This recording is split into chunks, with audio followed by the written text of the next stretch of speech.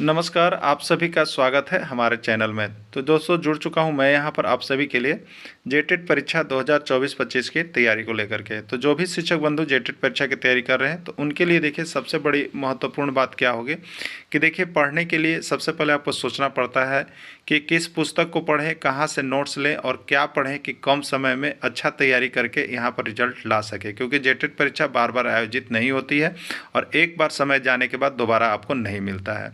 तो इस कड़ी में हम आपके लिए बता देते हैं जेटेट परीक्षा के लिए अभी जो जैक एग्ज़ाम लेगी, ठीक है। और अभी देखिए जितना भी जैक एग्ज़ाम ले रही है आप सभी ने प्रश्न पत्र को देखा भी होगा, नहीं भी देखा होगा तो आपको मिल जाएगा, देख लीजिएगा। JCERT किताब जो जैक सरकारी विद्यालयों में फ्री में पढ़ने के लिए देती है, वहाँ से भर भर के प्रश्न लेकर के आती है और यहाँ पर विद्यार्थी जो होते हैं बहुत ऊंचे स्तर की पढ़ाई की तैयारी करते रह जाते हैं और वो सभी यहाँ पर फ्लॉप करते हैं। और जो यहाँ पर JCERT जैक की किताब का हूबहू प्रश्न पढ़ के चले जा रहे हैं उनका यहाँ पर रिजल्ट बहुत ही अच्छा हो रहा है, जिसका प्रमाण भी हमने यहाँ पर अभी जो परीक्षा हुआ उसका सभी को हमने यहाँ पर जो नोट्स मिला हुआ था, नोट्स दिए थे उसको हमने अंडरलाइन करके भी भेज दिया था। लगभग देखिए आपको यहाँ पर 80% 85% प्रश्न जो है आपके JCERT जैक की किताब से हूबहू सिंपल प्रश्न भिड़े हुए थे। तो आपका जेटेट में भी आएगा, लेकिन अब आपकी बारी है कि आप क्या डिसाइड करते हैं, ठीक है।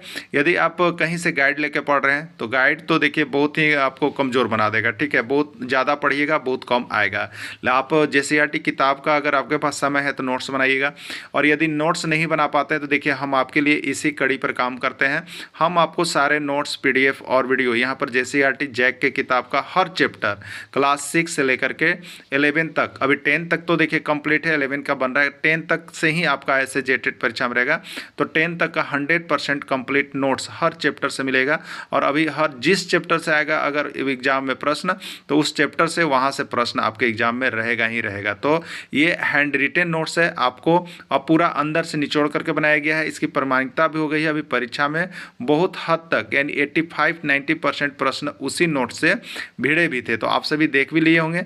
जो शिक्षक अभी तक नहीं जुड़े हैं आप जुड़ जाइएगा, हैंड रिटेन नोट्स लेकर के जरूर पढ़ लीजिएगा। अभी आपको सिर्फ यदि 1 से 5 शिक्षक की तैयारी कर रहे हैं तो 500 रुपये में आपको यह मिलेगा, और 6 से 8 शिक्षक की तैयारी कर रहे हैं तो यह आपको 500 रुपये मिलेंगे। और दोनों शिक्षक अगर एक साथ जुड़ देंगे तो उनको सिर्फ 700 रुपये में यहाँ से हम प्रोवाइड करते हैं ये सारे नोट्स, और उसके साथ साथ फ्री क्लासेज भी रहती है, ठीक है। तो क्लासेज भी आपको है, नोट्स भी आपको है, उसमें बात करने की सुविधा भी है, जिससे आप 100% यहाँ से स्कोर करेंगे। चलिए चलते हैं आगे महत्वपूर्ण। आज की इस वीडियो में देखिए हम आपके लिए यहाँ पर SST GS का प्रैक्टिस सेट 44 लेकर के आए हुए हैं, ठीक है।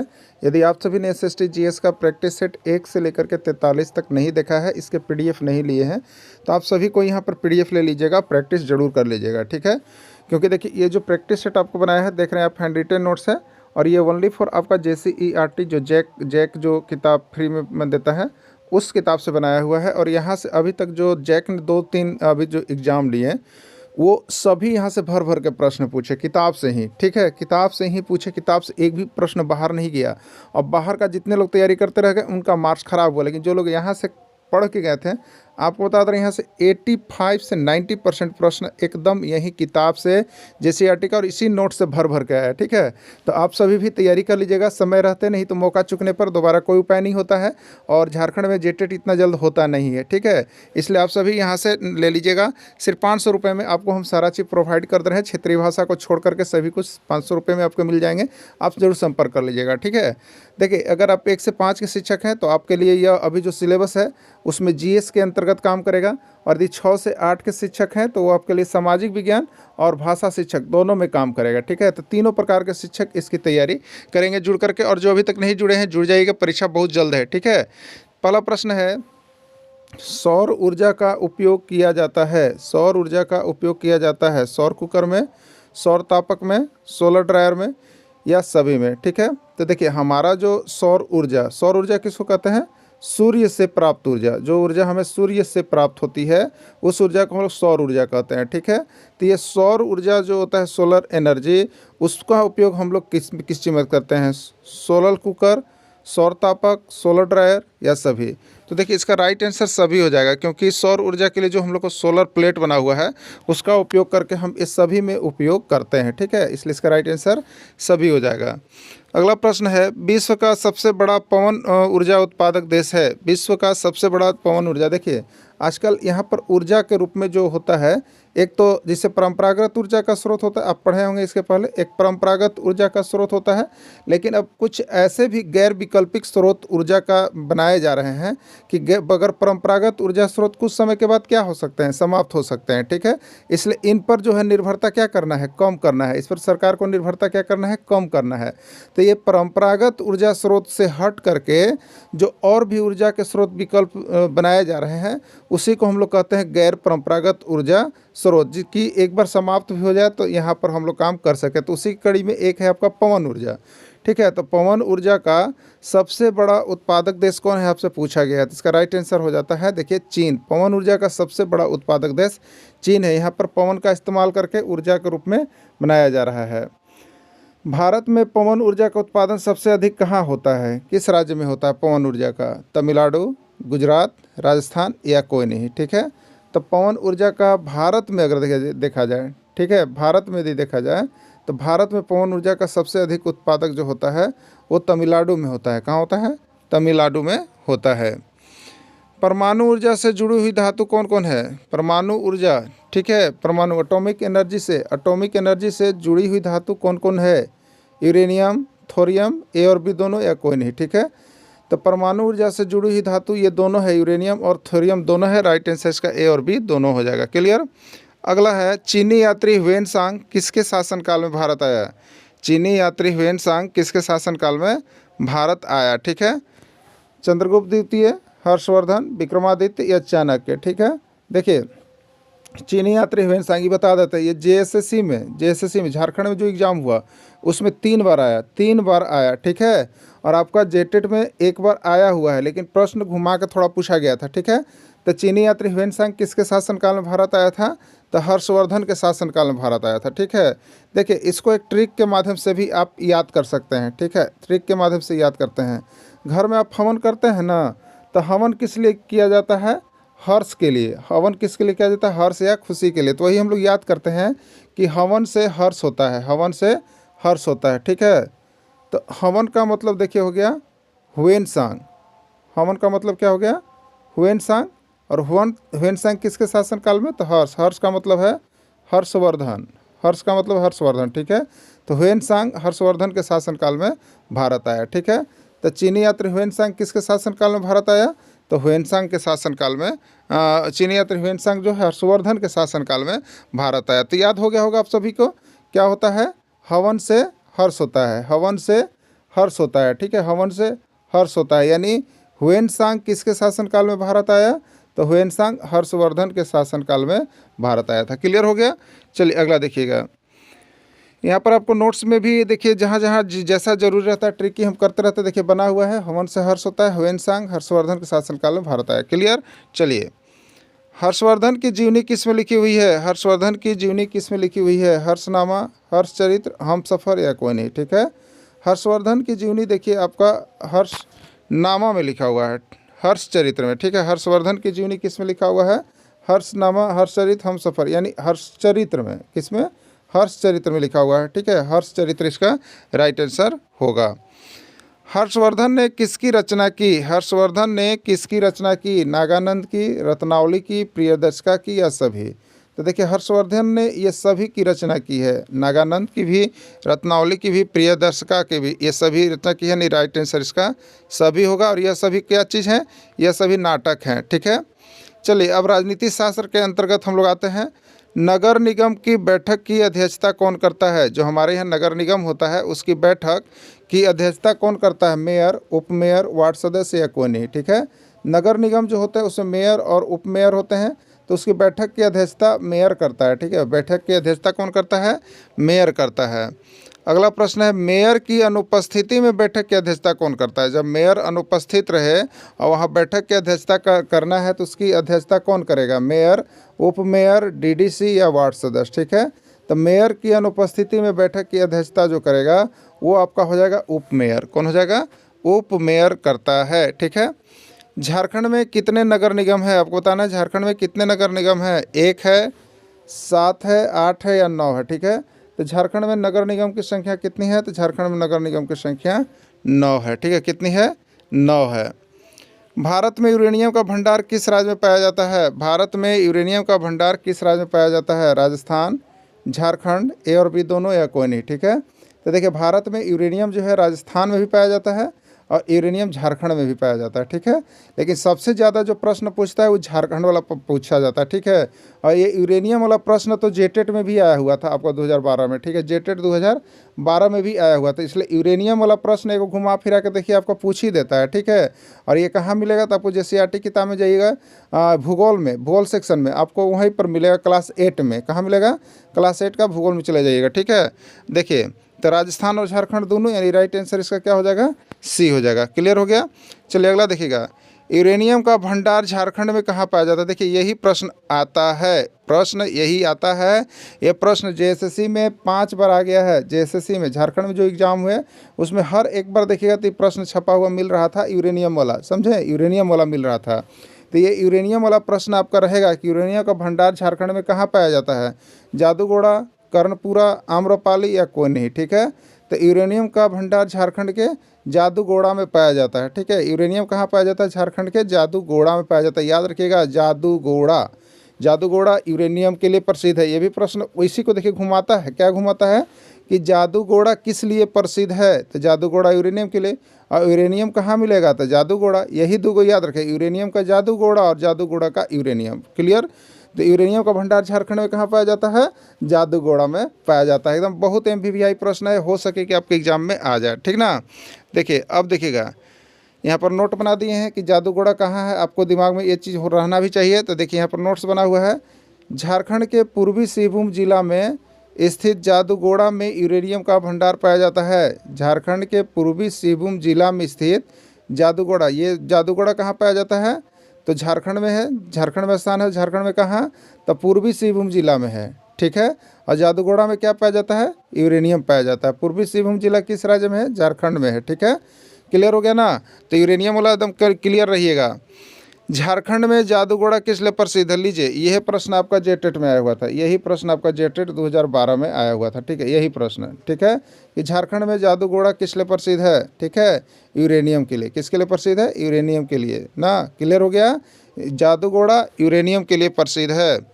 अगला देखिएगा, हर्षवर्धन को किसने हराया, हर्षवर्धन को किसने पराजित किया, आपको बताना है। ठीक है, चंद्रगुप्त प्रथम, अशोक, पुलकेशियन द्वितीय या कोई नहीं। ठीक है, तो हर्षवर्धन को किसने पराजित किया, हर्षवर्धन को पुलकेशियन द्वितीय ने पराजित किया। हर्षवर्धन को किसने पराजित किया, पुलकेशियन द्वितीय ने पराजित किया। ठीक है, पल्लव वंश का संस्थापक कौन था, पल्लव वंश का संस्थापक कौन था, आपको बताना है। हरिसेन, सिंह विष्णु, नरसिंह प्रथम या कोई नहीं। ठीक है, तो पल्लव वंश का देखिए संस्थापक जो था वो आपका सिंह विष्णु था। ठीक है, सिंह विष्णु था। क्लियर।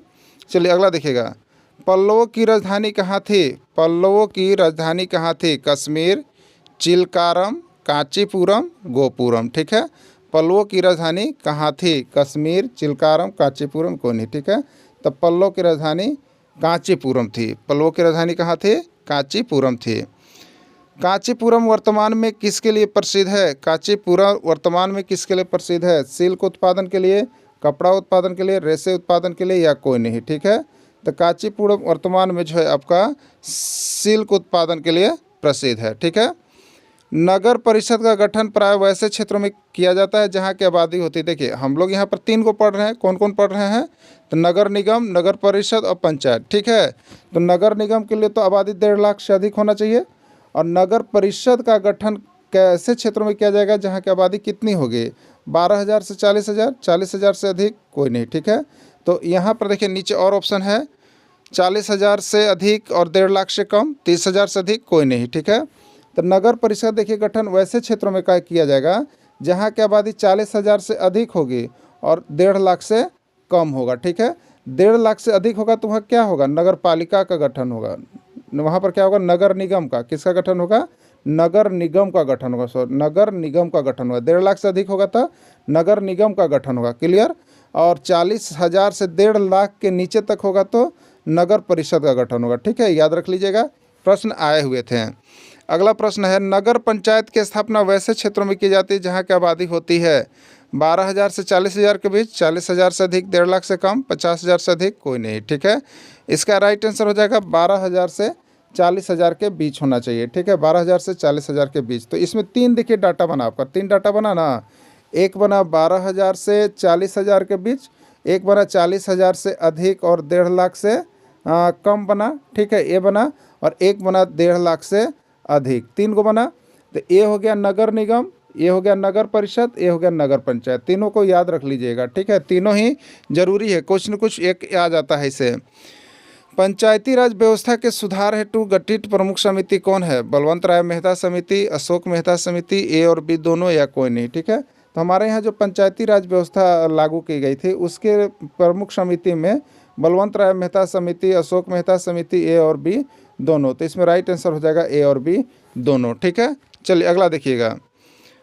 थोरियम सबसे अधिक भारत के किस में पाया जाता है? कर्नाटक में, केरल में, झारखंड में, या मध्य प्रदेश में? थोरियम सबसे अधिक भारत के किस राज्य में पाया जाता है? तो थोरियम जो है आपको केरल में पाया जाता है। झारखंड के किस राज्य में? केरल में थोरियम सबसे अधिक पाया जाता है। थोरियम किस प्रकार के बालू में पाया जाता है? देखिए, थोरियम जो है वो किस प्रकार के बालू में पाया जाता है, ये प्रश्न पूछा हुआ प्रश्न है। ठीक है, ये जेएसएससी में पूछा हुआ प्रश्न है। देखिए, प्रश्न बहुत बीच बीच से निकाल रहा है आपका, जेएसएससी हो या जैक हो, जेसीईआरटी किताब से ही प्रश्न पूछ रहा है, लेकिन बीच बीच से निकाल रहा है। ठीक ना, थोरियम किस प्रकार के बालू में पाया जाता है? क्रायोनाइट बालू, थ्रायोनाइट बालू, मोनोजाइट बालू, या कोनी। ठीक है, तो थोरियम जो है आपको मोनोजाइट बालू में पाया जाता है। किस में पाया जाता है? मोनोजाइट बालू में थोरियम पाया जाता है। कल्पकम परमाणु ऊर्जा केंद्र कहाँ स्थापित किया गया है? कल्पकम परमाणु ऊर्जा केंद्र कहाँ स्थापित किया गया है? तमिलनाडु, कर्नाटक, महाराष्ट्र, या राजस्थान? ठीक है, तो कल्पकम परमाणु ऊर्जा केंद्र कहाँ है? तमिलनाडु में है। ठीक है, कहाँ है? तमिलनाडु में है। तारापुर कहाँ है? महाराष्ट्र में है। तारापुर कहाँ है? महाराष्ट्र में है। ठीक है, तो ये कल्पकम बहुत बार आया है, और देखिए हम केवल देखिए वहीं से प्रश्न निकालने का प्रयास किए हैं।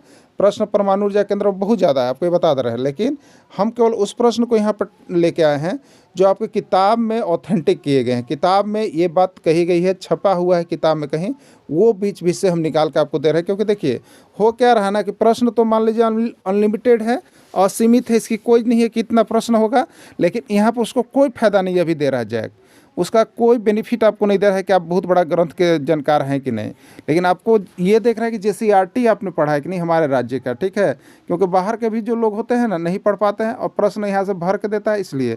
तो आप तो झारखंड राज्य से हैं या बिहार से हैं या यूपी से, एमपी से है, तो आपको झारखंड पढ़ना है, क्योंकि जब आप यूपी में जाते हैं तो यूपी का किताब टेक्स्ट बुक से पूछता है। तो आपको यहाँ पर देखिए अपने राज्य का किताब देख लीजिए, अपने राज्य का किताब इतना अच्छा किताब है कि सब बहुत कम प्रश्न आपको मिलेगा, जो बनाइएगा ना बहुत कम प्रश्न बनेगा, लेकिन वहाँ से देखिएगा तो प्रश्न उसी भर भर के एग्जाम में आ जाता है। ठीक है, तो फ़ायदा इसी को पढ़ने में, बाहर का कोई बाजारू किताब देखने से कोई आपको बेनिफिट नहीं होने जा रहा। ठीक है, तो आप सभी जुड़ जाइएगा। पेट्रोलियम किस प्रकार के सेलों में पाया जाता है? आग्नेय सेल, अवसादी सेल, कैंतरित सेल, या कोई नहीं? ठीक है, तो पेट्रोलियम जो पाया जाता है वो अवसादी सेल में पाया जाता है, क्योंकि धरती के नीचे तलछटी में सड़े गले जीव जंतुओं के अवशेष से जो होता है बहुत साल के बाद यहाँ पर पेट्रोलियम का निर्माण होता है। ठीक है, तो ये अवसादी सेल, वो अवसाद के रूप में जमा होते हैं, तो उसको हम लोग अवसादी सेल कहते हैं। ठीक है, तो पेट्रोलियम अवसादी सेल में पाया जाता है। ये अवसादी सेल वाला प्रश्न भी अभी याद आ गया हमको, ये 2012 में पूछा है जेटेट में ये पूछा है। ठीक है, अगला, काला सोना किसको कहते हैं? काला सोना किसको कहा जाता है?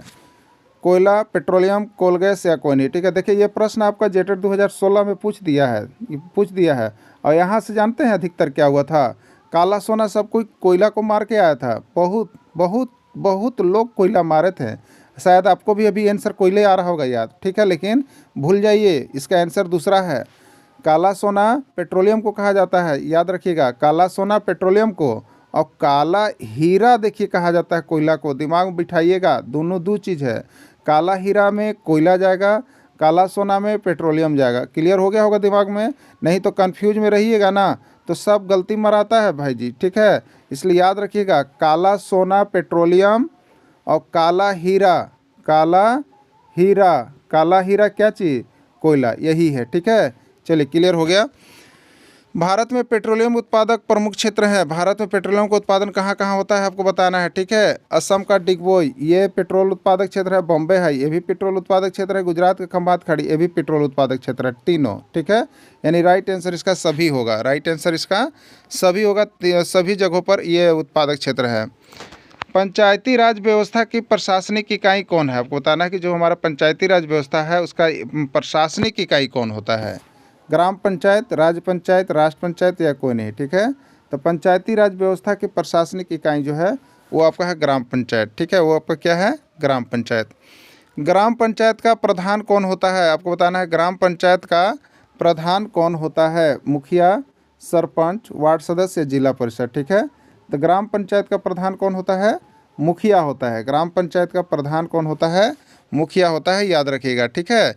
तो देखिए इस तरह से हम आपको डेली यहाँ पर प्रैक्टिस सेट करवा रहे हैं एसएसटी का और या जीएस का। तो आप सभी जुड़ जाइएगा। तो सुबह में आपको 5:30 बजे यह क्लास जाती है। 5:30 बजे सभी कोई ज्वाइन कर लीजिए क्लास को और वहाँ पर तैयारी कीजिए, ठीक है। तो ग्राम पंचायत का प्रधान कौन होता है, मुखिया होता है। और यहाँ पर देखिए मोबाइल नंबर दिया गया है। वीडियो देखने के बाद इस मोबाइल नंबर से सारे नोट्स आपको 500 रुपये में ही आपको नोट्स सभी सब्जेक्ट का मिलेगा, क्षेत्रीय भाषा छोड़ के। और बाकी सबका आपको यहाँ पर क्या दे दिया जाएगा, तो आपको वीडियो भी क्लास भी फ्री में ज्वाइन हो जाएगा आपका, ठीक है। जिससे कि आपका हर दिन यहाँ पर जुड़ करके तैयारी कर सके, बाकी बात करने की सुविधा रहेगी। धन्यवाद।